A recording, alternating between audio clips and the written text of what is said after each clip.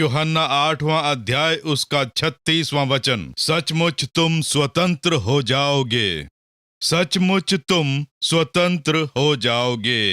किसी न किसी कार्य में आज हो सकता है आपको छुटकारे की आवश्यकता हो सकता है आपकी पाप की आदत, पापी स्वभाव, पापों के कुछ बंधन, छोड़ नहीं पा रहे वैसे पापी कार्य, उनसे आपको छुटकारा चाहिए। मेरा जीवन पवित्र बनना चाहिए, आप ऐसा सोच रहे होंगे। उसमें प्रभु आपको छुटकारा दिलाएंगे। कई बार बीमारी से आपका शरीर क्षतिग्रस्त हो जाता है। हाथ काम नहीं करता है, पैर काम नहीं करता है, गुर्दे क्षतिग्रस्त हो जाते हैं। इस प्रकार शरीर के अंग क्षतिग्रस्त हुए होंगे और वैसी परिस्थिति में आप आए होंगे। हो सकता है आपके शरीर को एक छुटकारा चाहिए। यीशु आज छुटकारा दिलाएंगे। आज आपके जीवन में भी इस प्रकार से तंत्र मंत्र या जादू टोना या दुष्ट आत्मा से छुटकारा पाने की विनती करने आए होंगे। प्रभु वचन दे रहे हैं, सचमुच तुम स्वतंत्र हो जाओगे। हो सकता है कर्ज की समस्या हो, मैं उससे बाहर नहीं निकल पा रहा हूँ, उस चक्कर में फंस के दुख उठा रहा हूँ, उस चक्कर से छुटकारा प्राप्त नहीं हो रहा है, मुझे छुटकारा चाहिए। प्रभु छुटकारा दिलाएंगे। यह निंदाएं, अपमान, संतान नहीं उसकी निंदाएं, ये शादी नहीं हो पाई उसकी निंदा, ऐसी निंदाएं और अपमान के बीच घिरे हैं। हमें इससे छुटकारा चाहिए। प्रभु छुटकारा दिलाएंगे। आपकी समस्या चाहे कैसी भी क्यों ना हो, आपकी कैसी भी आवश्यकता क्यों ना हो, उसमें यीशु चमत्कार कर सकते हैं। प्रभु कह रहे हैं, सचमुच तुम स्वतंत्र हो जाओगे।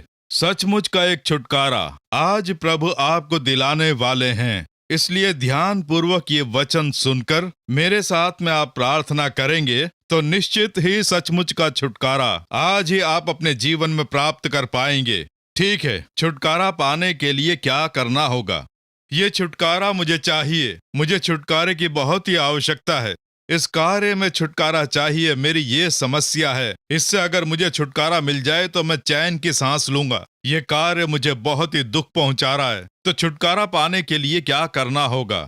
उसके लिए परमेश्वर एक वचन दे रहे हैं। भजन संहिता 50 उसका 15वां वचन। भजन संहिता 50 उसका 15वां वचन देखिए। संकट के दिन मुझे पुकार, मैं तुझे छुड़ाऊंगा और तू मेरी महिमा करने पाएगा। संकट के दिन तू मुझे देखकर पुकार, मैं तुझे छुड़ाऊंगा और तू मेरी महिमा करने पाएगा। यही है आज आपके लिए वचन। सचमुच में तुम स्वतंत्र हो जाओगे। लेकिन छुटकारा कैसे पाएंगे? मुझे देखकर पुकार। कैसे पुकारना है? उसके लिए पहले के वचन साथ में पढ़ेंगे तो ही सही रहेगा। 14 और 15वां वचन। भजन संहिता 50 उसके 14वें वचन में दो बातें प्रभु ने लिख कर रखी हैं। प्रभु को देखकर जब पुकारना हो तो कैसे पुकारना चाहिए? तुम चाहते हो वो सुने और चमत्कार करें, तो उसके लिए कैसे पुकारना चाहिए ये प्रभु ने वचन में लिखा है। तो ये दोनों वचन एक साथ पढ़ें। परमेश्वर को धन्यवाद हो का बलिदान चढ़ा और परम प्रधान के लिए अपनी मन्नतें पूरी कर। और संकट के दिन मुझे पुकार, मैं तुझे छुड़ाऊंगा और तू मेरी महिमा करने पाएगा। ये वचन 14वें वचन से शुरू होता है। उसमें प्रभु कह रहे हैं, तू परमेश्वर को धन्यवाद हो का बलिदान चढ़ा और परम प्रधान के लिए अपनी मन्नतें पूरी कर और संकट के दिन मुझे पुकार। हमें केवल 15वां वचन नहीं पढ़ना चाहिए, क्योंकि उसकी शुरुआत पहले के वचन से है। पिछला वचन 14वां वचन और 15वां वचन साथ में पढ़ना चाहिए। क्यों संकट के दिन पुकारने पर चमत्कार नहीं हो पाता है? संकट है, पुकारने के लिए कहा था, मैंने पुकारा पर कुछ हो नहीं रहा है। तो उससे पहले का वचन देखें। सबसे पहले तू परमेश्वर को धन्यवाद हो का बलिदान चढ़ा, फिर उन्हें देखकर पुकारना है। ये पहली बात है। प्रभु कह रहे हैं, धन्यवाद हो का बलिदान चढ़ा के मुझे पुकार। स्तुति का बलिदान, इसका मतलब क्या है? उस जमाने में प्रभु के लिए कई प्रकार की बलि चढ़ाते थे। वो चढ़ाने के बाद ही प्रार्थना करते थे। लेकिन प्रभु कह रहे हैं, मुझे पक्षियों की या जानवरों की बलि नहीं चाहिए, तेरी स्तुति का बलिदान, तेरी जीभ से धन्यवाद हो का बलिदान। स्तुति यानी परमेश्वर का धन्यवाद हो। धन्यवाद देकर प्रभु को देख के पुकारना है। स्तुति यानी बलिदान। प्रभु बलिदान के रूप में ग्रहण करते हैं। तो स्तुति करनी होगी। हे यीशु तुम्हारी स्तुति हो, यहोवा तुम्हारी स्तुति हो। यहोवा कहकर स्तुति करते हैं ना, तुम्हारी स्तुति हो, तुम सब संभाल लोगे पिता, तुम्हारा धन्यवाद। प्रभु यहोवा तुम मेरे लिए युद्ध करते हो, तुम्हारी स्तुति हो, मुझे जय दिलाते हो, स्तुति हो। यहोवा शालोम तुम मेरी शांति हो, तुम्हारी स्तुति हो। यहोवा शमा तुम मेरे संग रहते हो, तुम्हारी स्तुति हो। यहोवा रुबेका तुम चंगाई देने वाले परमेश्वर हो, तुम्हारी स्तुति हो। इस प्रकार प्रभु को धन्यवाद देकर हमें पुकारना चाहिए। ऐसे ही न पुकारें, स्तुति करके हमें उन्हें देख के पुकारना है। पवित्र शास्त्र में यूहन्ना 11वां अध्याय उसका 41वां वचन जब आप पढ़ के देखेंगे, लाजर की कब्र के पास खड़े रहकर यीशु प्रार्थना करते हैं। हमें प्रार्थना करना सिखाया कि प्रार्थना कैसे करनी चाहिए। उन्होंने ऐसे शुरू किया, हे पिता तुम हमेशा मेरी सुनते हो, उसके लिए तुम्हारी स्तुति हो। प्रार्थना को ध्यान से देखें। हे पिता लाजर जीवित खड़ा हो जाए, अभी जो लाजर मरा उसके प्राण लौट आए, तुरंत से इस प्रकार से प्रार्थना नहीं की। हे पिता तुम हमेशा मेरी प्रार्थना सुनते हो, उसके लिए तुम्हारी स्तुति हो। धन्यवाद की बलि देकर वो प्रभु को पुकारते हैं। इसी तरह से फिलिपियो 4 अध्याय में देखिए, उसका जब 6वां वचन पढ़ते हैं, पवित्र शास्त्र कहता है, किसी भी बात की चिंता मत करो, परंतु हर एक बात में तुम्हारे निवेदन प्रार्थना और विनती के द्वारा धन्यवाद के साथ परमेश्वर के सम्मुख उपस्थित किए जाएं। परमेश्वर को कैसे बताना है? धन्यवाद और विनती के साथ प्रार्थना। ध्यान से सुनिए, प्रार्थना में सबसे पहले धन्यवाद कहें, धन्यवाद का बलिदान चढ़ाएं, धन्यवाद देकर प्रार्थना करें, धन्यवाद के साथ प्रार्थना। यीशु को सबसे पहले धन्य कहकर उसके बाद प्रार्थना करते हैं। तो उसी प्रकार से हमें भी स्तुति करके प्रार्थना करने की आदत डालनी होगी। दानियल 6 अध्याय का 10वां वचन जब पढ़ते हैं, दानियल दिन में 3 बार प्रार्थना करता था। हम देखते हैं घुटने टेक कर प्रार्थना करके धन्यवाद करता था। इस प्रकार वचन कहता है, केवल प्रार्थना नहीं, धन्यवाद के साथ प्रार्थना। धन्यवाद करता था, ऐसा बाइबल में कहा है। 1 तीमुथियुस 2 अध्याय के पहले वचन में सब मनुष्यों के लिए प्रार्थना करें, विनती करें, निवेदन करें और धन्यवाद करें, ऐसा पवित्र शास्त्र कहता है। तो प्रार्थना में सबसे मुख्य भाग है धन्यवाद करना। तो प्रार्थना कैसे करनी चाहिए? उदाहरण के तौर पर मान लो कि आपके शरीर में एक बीमारी आ जाती है, चंगाई के लिए प्रार्थना करनी है। आप कैसे कहेंगे? यीशु तुम मुझसे प्रेम रखते हो, उसके लिए तुम्हारी स्तुति हो। मैं स्वस्थ रहूं चाहते हो, उसके लिए तुम्हारी स्तुति हो। मेरी बीमारी तुम क्रूस पर ढो चुके हो, उसके लिए तुम्हारी स्तुति हो। तुम्हारे घावों से मैं चंगाई पाऊंगा, ऐसा मुझे वचन देने के लिए तुम्हारी स्तुति हो। इस समय मेरी प्रार्थना सुन रहे हो, उसके लिए स्तुति हो। तुम मेरे पास उपस्थित हो, उसके लिए स्तुति हो। यीशु इसी समय इस रोग को तुम चंगा कर रहे हो, स्तुति हो। इस प्रकार स्तुति करके यीशु के नाम से ये बीमारी मुझसे दूर हो जाए, यीशु के नाम से तुम्हारे घावों से मैं चंगाई पाऊं। जब ऐसे प्रार्थना करेंगे तो तुरंत चमत्कार होगा। हालेलुया। तो जब आप किसी भी कार्य के लिए प्रार्थना करें, धन्यवाद के साथ प्रार्थना करें। सबसे पहले धन्यवाद का बलिदान चढ़ाएं।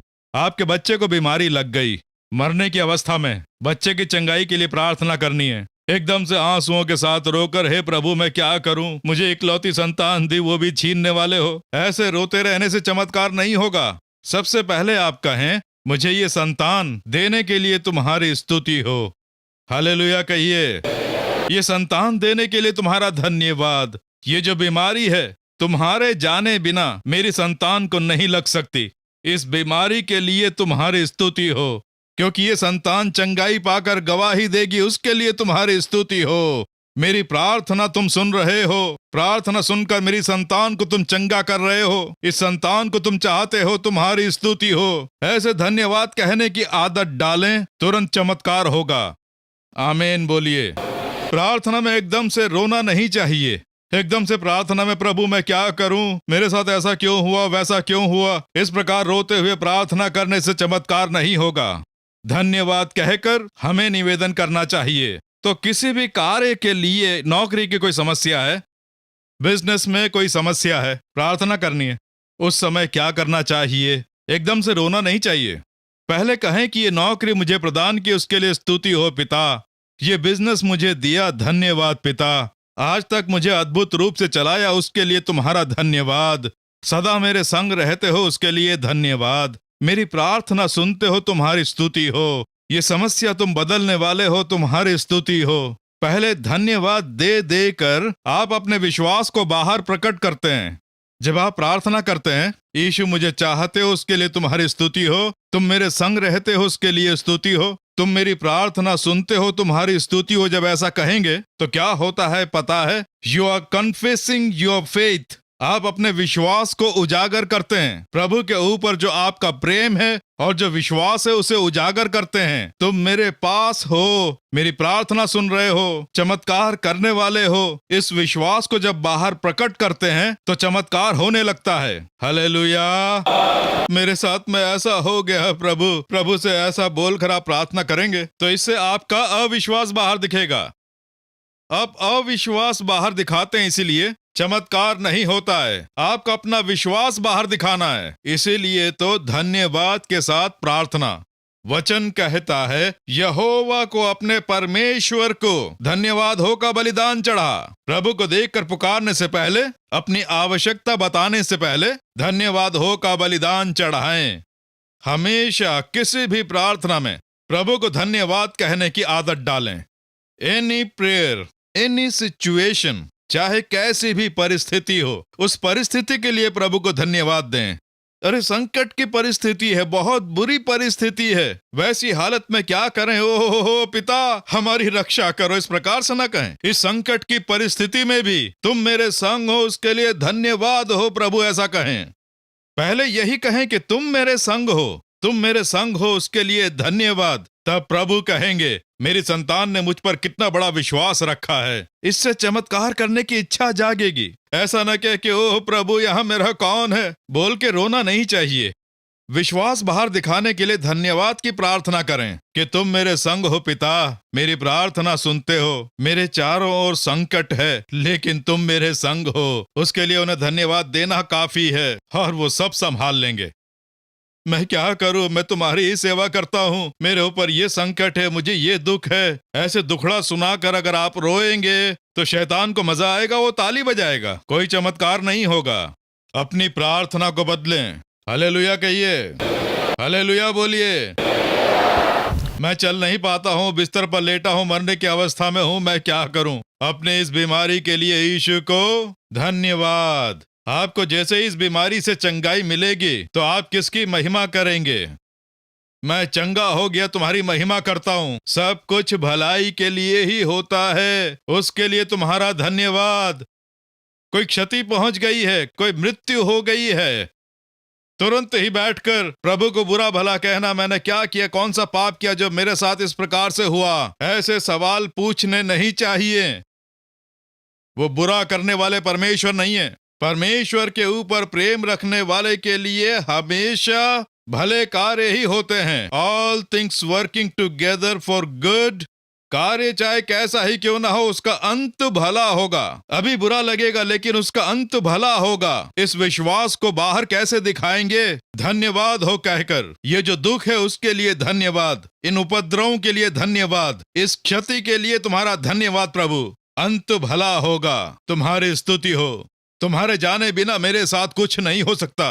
रोजाना नहाकर जब कंघी करते हैं तो कंघी में से 3-4 बाल नीचे गिरते हैं, उनकी भी प्रभु गिनती कर कर रखते हैं कि मेरी संतान के सर से आज 4 बाल गिरे हैं और अभी इतने बाल बचे हैं। वो जब सर के बालों की भी गिनती रखते हैं तो उसके पीछे कार्य क्या है? वो 4 बाल उठाकर आप खुद उसे कचरे में फेंक देते हैं, लेकिन प्रभु ने उनकी भी गिनती करके रखी है। तो जिन बालों को कचरे में फेंकता है, उन बालों की गिनती करके रखने वाला मैं तेरा परमेश्वर हूँ। तो सोच के देखो, तुम्हारे बारे में, तुम्हारे बच्चों के बारे में कितनी चिंता रखते होंगे परमेश्वर।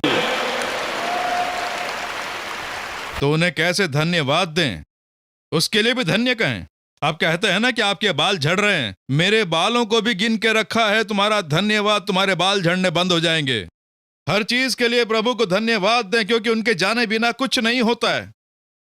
वो हमारे हर कार्य पर नजर रखने वाले परमेश्वर हैं, इसीलिए हर कार्य के लिए धन्यवाद हो का बलिदान चढ़ाकर यीशु को देखकर पुकारें।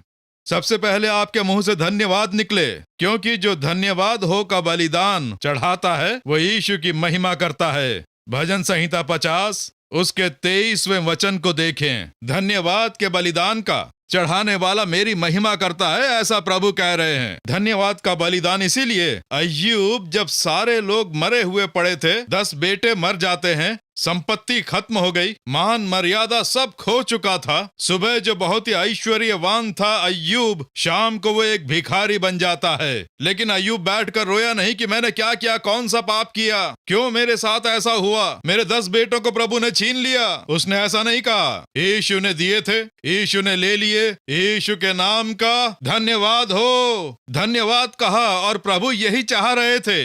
इसीलिए तो प्रभु ने निर्णय लिया, जो खोया उसका दुगना उसे वापस लौटाने का। धन्यवाद का बलिदान चढ़ाने वाला परमेश्वर की महिमा करता है। जो सवाल करता है वो शैतान की महिमा करता है। मेरे साथ ऐसा क्यों हुआ, ऐसा कहेंगे तो इसका अर्थ आप शैतान की महिमा कर रहे हैं। मेरे साथ प्रभु ने ऐसा क्यों किया, ऐसा सवाल करेंगे तो इससे आप शैतान की महिमा कर रहे हैं और प्रभु के हृदय को चोट पहुंचा रहे हैं। ये अच्छे से समझ लें। इसीलिए आपके मुंह से ऐसी बात नहीं निकलनी चाहिए। प्रभु से सवाल करना सही नहीं है, क्योंकि वो सदा भले के लिए ही कार्य करते हैं। वो एक सर्वज्ञानी परमेश्वर हैं। इसलिए हर कार्य में आप प्रभु को धन्यवाद कहें। किसी भी निवेदन से पहले धन्यवाद का बलिदान दें। इस प्रकार धन्यवाद देकर यीशु को देखकर पुकार